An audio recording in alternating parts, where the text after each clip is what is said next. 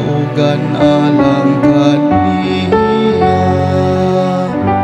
Ang iyang balaan nga bukon, dako ug katingalahan ang tanan mong mga buhat. Ginoong Dios nagamhanan.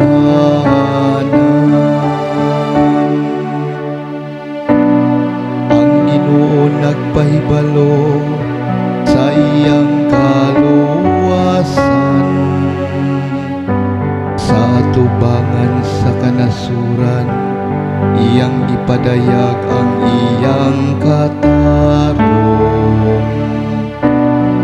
Nahinumdum siya sa iyang kaluoy ug sa iyang kamatinud-anon, alang sa balay ni Israel.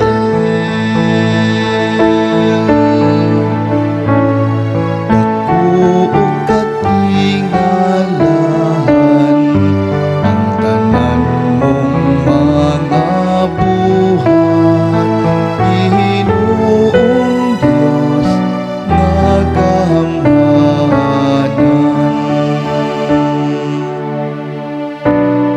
Palanuga ang kadagatan ug ang nagapuno niini, ang kalibutan ug sila nga nagpuyo niini. Papamagpaka ang kasapaan, pasingita ang masadya nga kabukiran. Dako ug katingalahan ang tanan mong mga buhat. Ginoong Dios nagamhanan.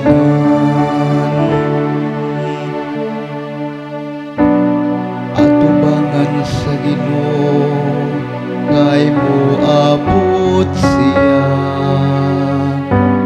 moabot siya aron pagmando sa yuta.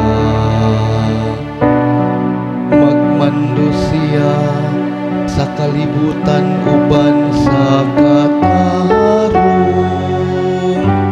ug sa katawhan uban sa iyang kamakanunayon.